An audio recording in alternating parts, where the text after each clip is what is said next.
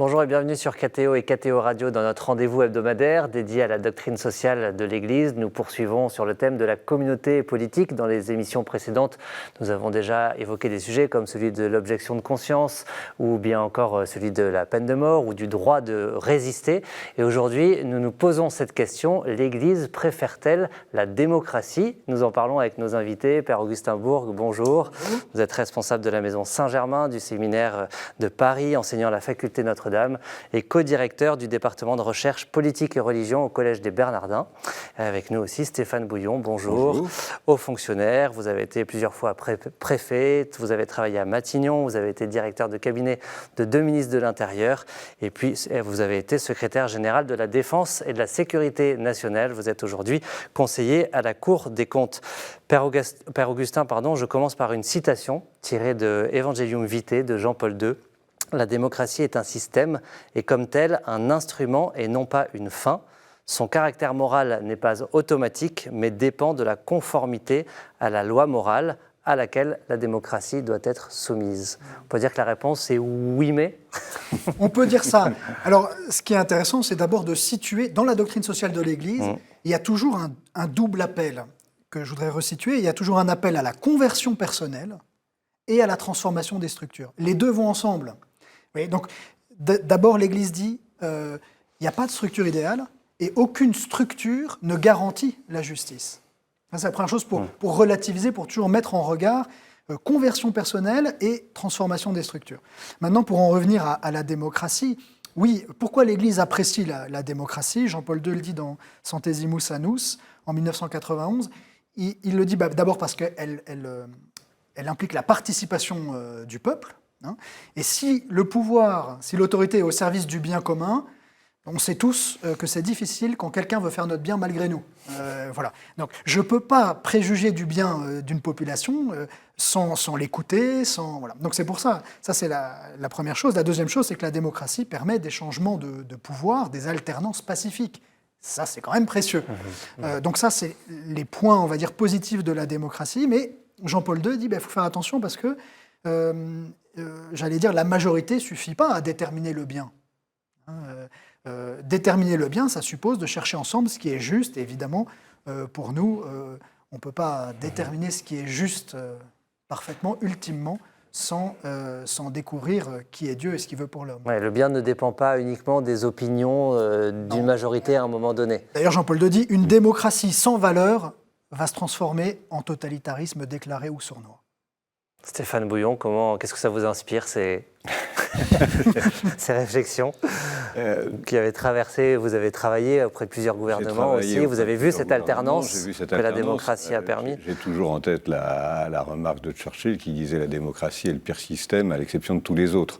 Et donc, elle est imparfaite, on le voit bien, y compris parce qu'il y a des systèmes de vote qui peuvent être différents et qui peuvent faire émerger différemment des majorités, mais il n'en demeure pas moins que c'est le seul système qui permet aux gens de choisir et donc à une majorité de pouvoir agir et à une minorité d'espérer devenir demain la majorité pour changer les choses. Il y faut aussi une forme de transcendance, je suis d'accord, parce que uniquement faire des programmes sur le cabas, le pouvoir d'achat ou autre chose, c'est important. Mais on voit bien qu'au-delà de cet aspect-là, les gens qui votent ont envie de voter parfois pour un homme, parfois pour un programme, mais surtout pour une conception de la société, de leur vie au milieu des autres, qui est quelque chose d'extrêmement important. Et c'est la notion, pour faire communauté, qui joue et qui doit pouvoir tenir.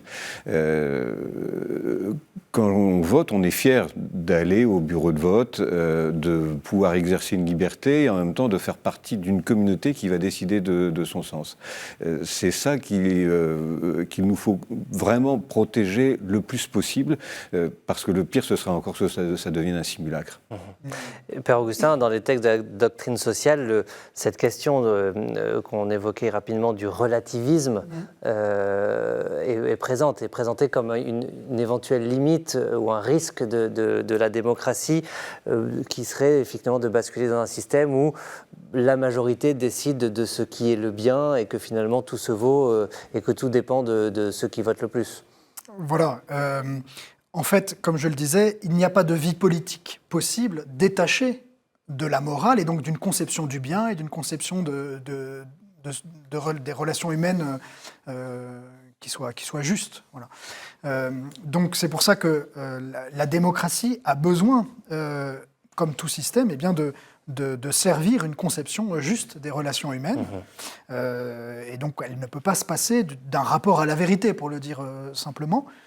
Mais vous voyez, ce qu'elle met bien en valeur, parce que il faut le rappeler, c'est que si l'autorité politique a pour mission, c'est sa définition même de servir le bien commun du peuple ou de la société politique particulière, chaque citoyen, chaque chrétien en particulier, mais chaque citoyen est appelé à servir le bien commun. Voilà. Et donc, dans une démocratie, eh bien, il le fait de façon peut-être plus pleine ou plus engagée, mais il ne suffit pas qu'il y ait un vote pour que les gens se sentent impliqués, concernés, parce que ce n'est pas simplement le vote qui va faire que je sers le bien commun, c'est comment je vais m'engager dans une société, dans la société civile, dans un engagement associatif, mais aussi en servant l'État. Voilà. Voilà, des gens qui pourraient peut-être gagner le double ou le triple dans le privé, qui décident de dédier leur vie à servir le bien commun. Voilà. C'est là-dessus que repose l'existence d'une communauté politique. Et ça participe de l'exercice et de la vertu de la démocratie. Tout à fait, et même, je vais vous dire, ça participe, c'est même l'exercice de la vertu de charité. Voilà. Benoît XVI le dit bien dans Caritas in Veritate, c'est la voie politique ou institutionnelle de la charité que de servir le bien commun. Et Pie XI qui disait que la politique est la plus haute forme de la charité. Stéphane Bouillon, vous avez travaillé auprès d'hommes, de femmes engagés dans le monde politique. Vous constatez que ce sont des personnes qui vivent cet engagement avec la volonté de servir le peuple qui les a élus, un esprit de service des citoyens et en s'attachant à trouver des solutions aux problèmes sociaux qu'ils rencontrent. Alors, ce qui m'a impressionné chez ces gens-là avec qui j'ai travaillé, c'est que d'abord, ils ont été battus dans des élections. Ils ont été minoritaires. Et le principe de la démocratie, c'est aussi de permettre aux minorités d'avoir le droit de s'exprimer, d'avoir les outils pour pouvoir s'exprimer et pour pouvoir construire autre chose et proposer quelque chose. Ce qui m'a plu, si je puis dire, dans le travail, c'est que j'ai travaillé avec des gens de couleurs différentes et avec des alternances différentes. Et avec différents essais, et à chaque fois avec des responsables politiques qui avaient une idée du sens qu'ils voulaient donner à leur engagement et donc à la société. Et encore une fois, il n'y a que la démocratie qui peut permettre de faire ça, y compris avec la remise en cause tous les 5 ans ou tous les 6 ans de ce qu'on fait, de ce qu'on a fait, de ce qu'on veut faire, y compris avec le fait d'être de temps en temps battu, parce que ça donne de l'humilité, et puis ça rappelle aussi que il faut arriver à convaincre. Alors justement, sur ce sujet de l'alternance, dans les textes de la doctrine sociale, l'Église évoque aussi le sujet des partis politiques, et on pense à la phrase de Péguy, où tout commence en mystique et tout finit en politique, parce qu'il dénonce justement la façon dont les partis instrumentalise cette mystique politique. Père Augustin Bourg, comment l'Église envisage ce sujet des partis ? Ils sont nécessaires ou ils peuvent être bloquants ? J'allais dire comme tout homme, toute femme politique, ils sont nécessaires. Pourquoi les partis sont nécessaires ? Eh bien pour dessiner une vision, pour promouvoir une conception du bien commun. C'est d'ailleurs pour ça qu'il y a légitimement plusieurs partis. Même chrétiens, Paul VI le dit bien dans Octogesima Adveniens, à partir de l'Évangile, on peut légitimement avoir des conceptions du bien commun différentes. Ben oui, en fonction des circonstances, des priorités, la façon dont on voit les choses. Et donc, il y a légitimement plusieurs partis. Voilà. Je pense qu'un point très important, c'est qu'un parti qui arrive au pouvoir, d'ailleurs, souvent, il le dit, c'est-à-dire que le président qui arrive au pouvoir, qui a été élu par une majorité, peut-être parfois courte, généralement, la première chose qu'il dit, c'est « je serai le président de tous les Français ». Ça veut bien dire qu'il a conscience que même s'il a été élu par 51%, il ne va pas exercer l'autorité pour ces 51-là, mais qu'il veut prendre en compte le bien de tous. Voilà. Et ça, c'est un critère. Une minorité qui arrive au pouvoir, une majorité ou une minorité qualifiée qui arrive au pouvoir, l'essentiel, c'est qu'elle comprenne qu'elle est au service du bien de tous. Et Stéphane Bouillon, vous avez été secrétaire général de la Défense et de la Sécurité nationale. Je sais que le sujet de l'information vient questionner cet enjeu de sécurité. L'information, c'est un outil essentiel pour que la démocratie puisse se vivre dans des bonnes conditions? C'est effectivement un outil essentiel et donc pour les adversaires de la démocratie et les adversaires de notre pays, ça devient une arme qui peut être utilisée, détournée, trompée. Et toute la difficulté là-dedans, c'est pas que quelqu'un puisse s'ériger en disant « je sais la vérité et je vais vous dire ce qui est vrai et pas vrai », parce que personne ne nous croit. En tout cas, l'État, on ne nous croira pas. En revanche, expliquer comment l'information est faite, le contenant, les adresses IP des sites qui sont en train de faire du trolling vis-à-vis des gens. Et donc de montrer que ces gens-là n'habitent pas à Carpentras, Valenciennes ou Brest, mais à Saint-Pétersbourg ou à Moscou. Ensuite, c'est aux gens à réfléchir et à évoluer. Donc, la démocratie, l'information, la capacité à avaler de l'information, c'est aussi une question d'éducation. Et donc l'éducation dès l'école pour apprendre aujourd'hui à pouvoir circuler sur les réseaux sociaux, regarder d'où vient ce qu'on est en train de lire ou d'écouter,